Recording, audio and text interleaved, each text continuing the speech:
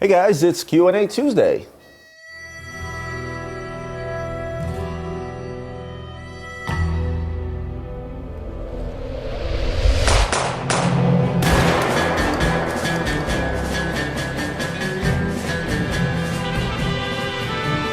Actually, one thing I always wanted to say is that today is actually Wednesday. I carve out 2 hours of my time to tape episodes every Wednesday from 2 to 4. If you have guys ever in the area and you want to stop by here and watch me tape one of these episodes, rest assured that I will tape pretty much every Wednesday anywhere from 2 to 4. And then sometimes I'll do things with Adrian on a separate day, or obviously if I'm traveling, I will tape as I'm traveling. But I always say Q&A Tuesday even though it's Wednesday, so to me it sounds weird. Before I jump into some questions, I wanted to share a fan story with you guys. So a woman by the name of Jorinda writes to me, "Hi, my name is Jorinda. I'm from Canada. I'll get straight to the point. My fiance is a watch enthusiast and a huge fan of yours and has been following you and watching your YouTube channel for a while now. He keeps telling me how he admires you as a personality and that he absolutely loves your content. I'm writing it since I need a small favor. His birthday's coming up soon and I'm going to make a video for him where I will upload videos from his friends and family and wishing him a happy birthday. Since you are his inspiration, that would be a huge surprise to me to include a video wishing him a happy birthday and some encouraging words in his watch journey. I'm not sure if you can make this happen, but I thought I will just try. It would be the highlight of his day." For those of you guys that know me, I'm a very nice guy and I like to do nice things for people. So obviously I took 5 minutes out of my day. Me and Ian made a quick video and we send it over to Jorinda. And I get an email back, "Hey guys, today's the big day. I would like to personally thank you for helping make his birthday surprise for my fiance happen. You guys are the best. I left your video for the very end for dessert, which was totally unexpected for him. The video left him speechless. I managed to film his reaction. He was so happy to see his inspiration wishing him a happy birthday. He kept rewatching the video over and over. Thank you so much again. I really appreciate it. You're most welcome to use this video for your next YouTube episode if you would like to. In case you want to tag my fiance, his Instagram is at Watch Oren. If you can pop that on the screen, guys, check out his account, show him some love, follow the Watch account, obviously. I wish you guys all the best and thank you very much again. And I watched the video, obviously, when she sent it to me, and I almost started crying myself. But here's the reaction video.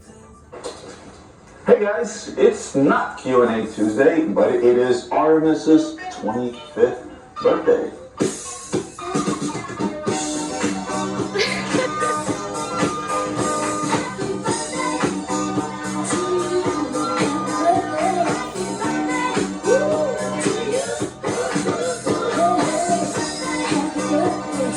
So Artemis, I got an email from your fiance, Jorinda, again, I apologize, I'm not that great with names, but you already know that because you watch my videos.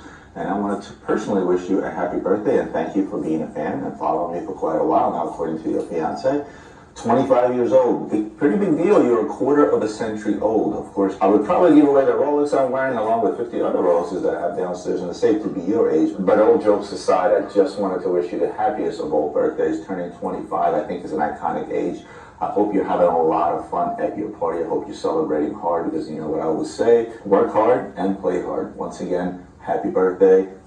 Shout out to you, all your friends that may be watching, along with your fiance. Sounds like you have a pretty good girl there because she went out of her way to get this done for you. This is the part where I normally would say like, share, subscribe at the end of my videos and turn back around, but instead I'll say cheers to you, have a shot, have a good time, and happy birthday once again, and well, I'll see you next Tuesday.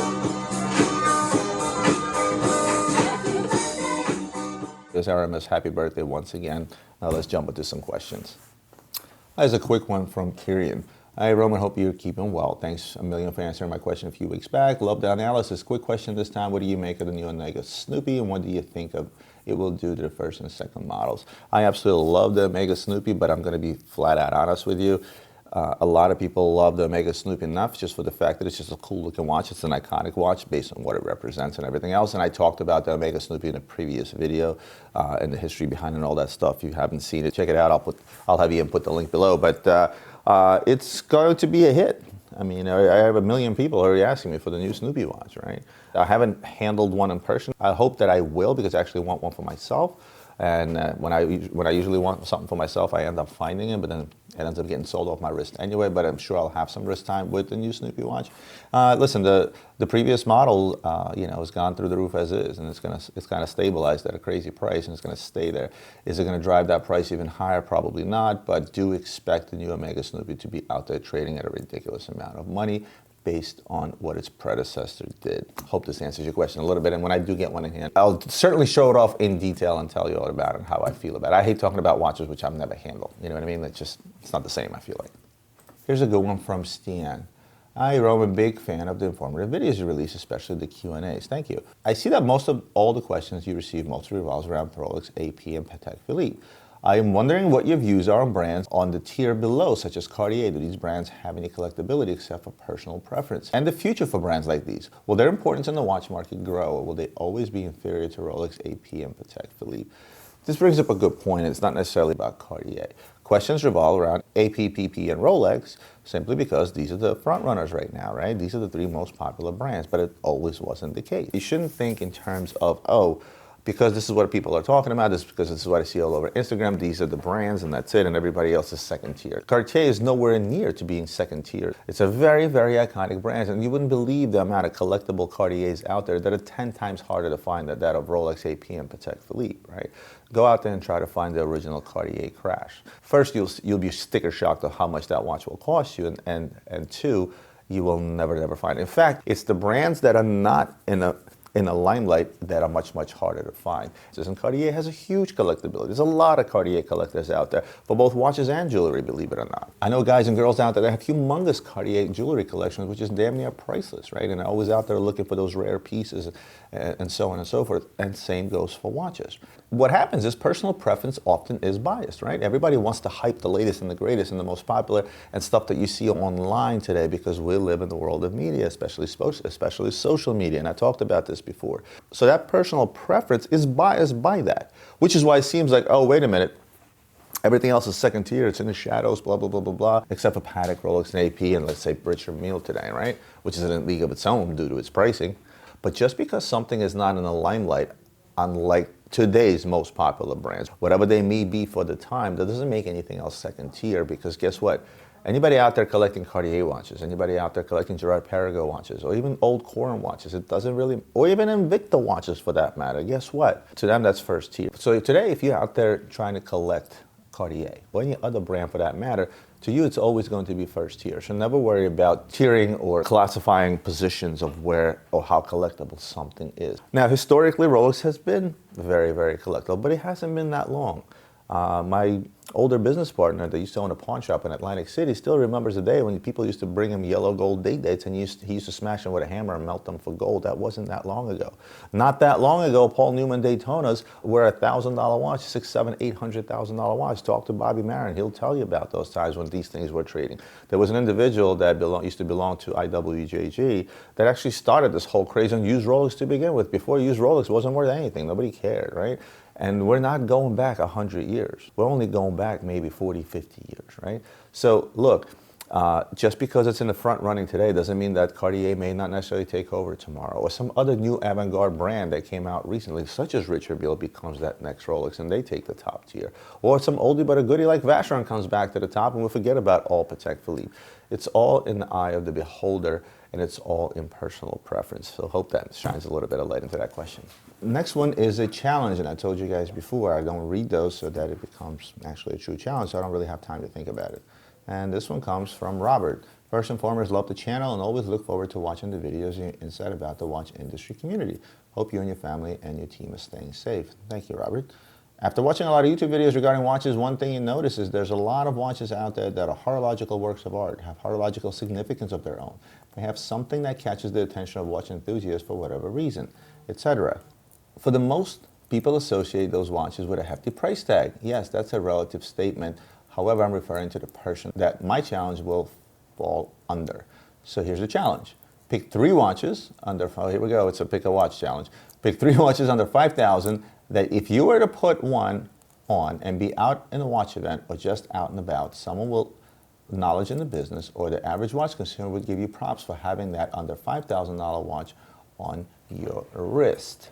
Okay, hefty price tag. Well, you're right. Hefty price tag is a bit of a relative statement. For some, $5,000 is a hefty price tag. Pick a watch. Well, first and foremost, a Rolex, right? Because if you're talking about someone with knowledge in the business or the average watch consumer will give you props for having that under $5,000 watch on your wrist.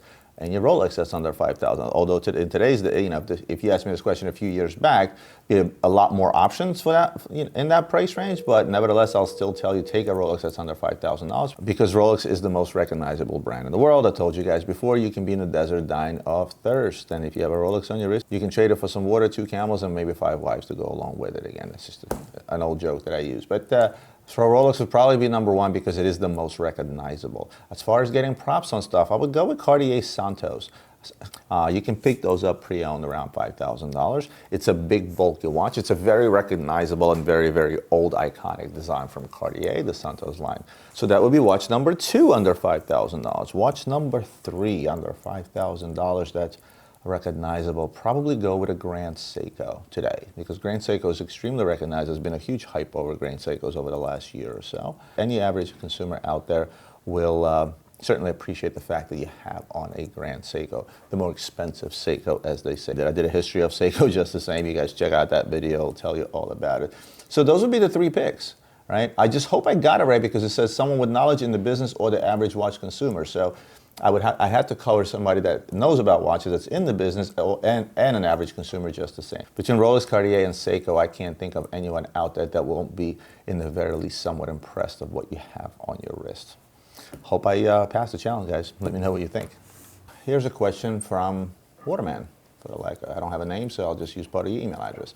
You say to always buy on a gray market to get rid of initial depreciation. But in some cases, like Rolex, you're paying over retail. So in this case, the obvious answer is you just wait for your local AD to have the watch.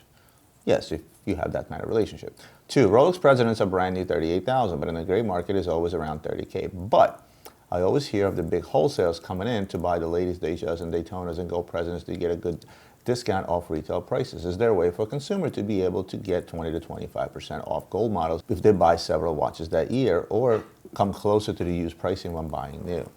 3, help me justify Oyster Flex Daytona at $28,000 versus solid gold Daytona 16528 for $25,000.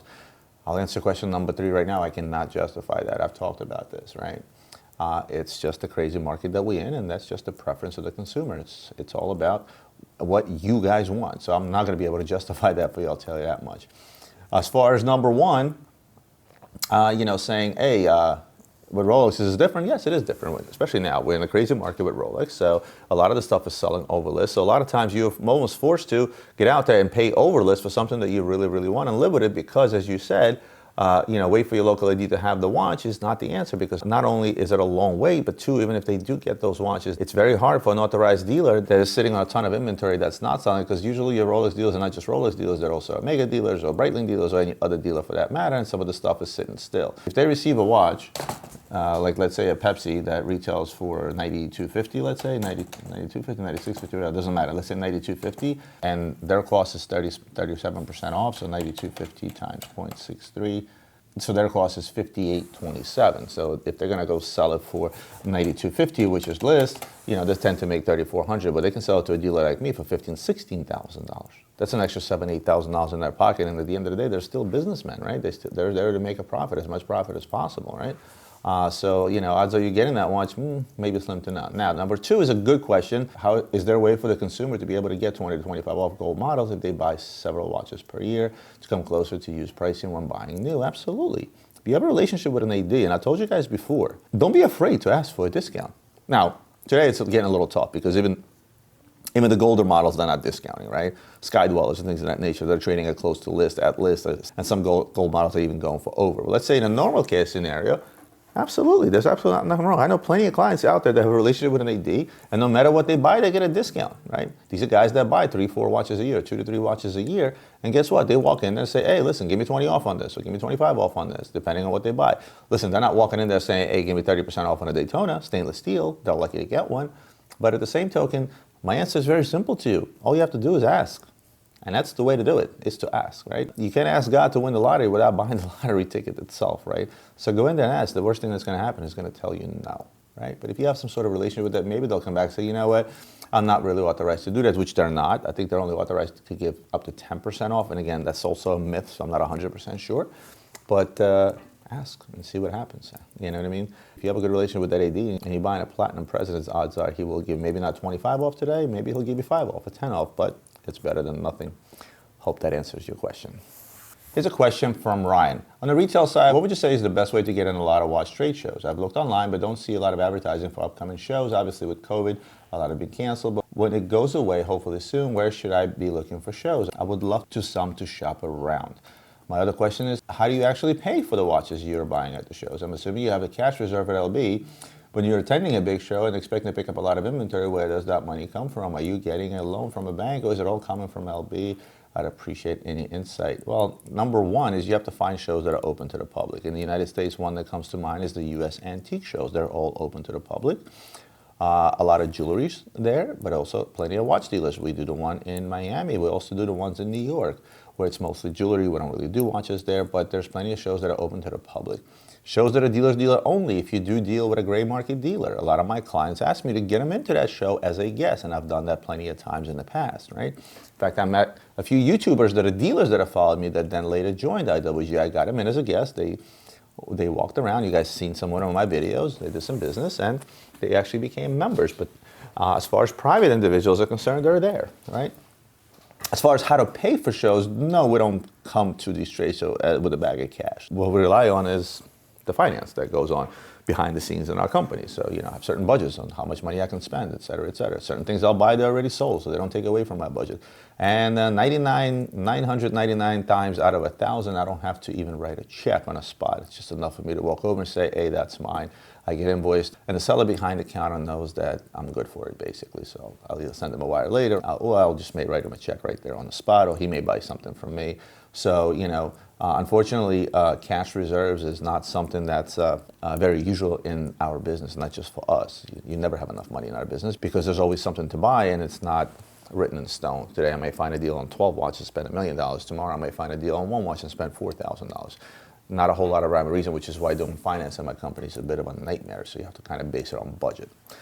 As far as how you would be paying for stuff at these shows, I go to shows that are open to the public, and when somebody comes up to me, I have the means of taking a credit card. A lot of dealers don't want to take a credit card because of a 3% hit, and with the margins being low, it's often tough. But plenty of times a client has come up to me at these trade shows and say, hey, I know such and such, I deal with this dealer and that dealer. I'll just call that dealer, be like, hey, is this guy good? Can I take his check? And he just gets write a check. And in the worst case scenario, you guys leave a small deposit or leave a check with me, and a check clears, I just ship out the watch. So it's pretty simple for a consumer at these trade shows. Hope that sheds a little bit of light into your question. Here's one from Jared Roman. I really appreciate all the watch content you put out over the last couple of years. Before I subscribed to your channel, I never had a serious interest in watches, but recently made my first purchase, a vintage Omega Seamaster. Congratulations, and I'm sorry you now join a club that has a very slippery slope, so this will not be your last watch. My question is about your business. How were you able to scale it to $100 million revenue? On the surface, it seems like it would be difficult to scale a business that relies on your partners to constantly find watches and jewelry at good prices on the secondary market. After all, there's only so much time in your day you can be in one place at one time. Did you have to teach people how to source inventory for you? I'd love to hear more about how you got to this point. There are a few videos that talk about the history of my business and how I got into the business. Check that out and watch it. But I will briefly give you an answer and hope it's satisfactory. It took a lot of time, right timing, the right place, right time, because I started in the internet business when there was only a handful of guys starting to sell expensive goods online, to include watches, cars, et cetera, et cetera. So it was something very new, very novel, so competition was very, very small. But if you watch the other video, you also understand that the business model I started with is that I wasn't selling what I had, I was selling air.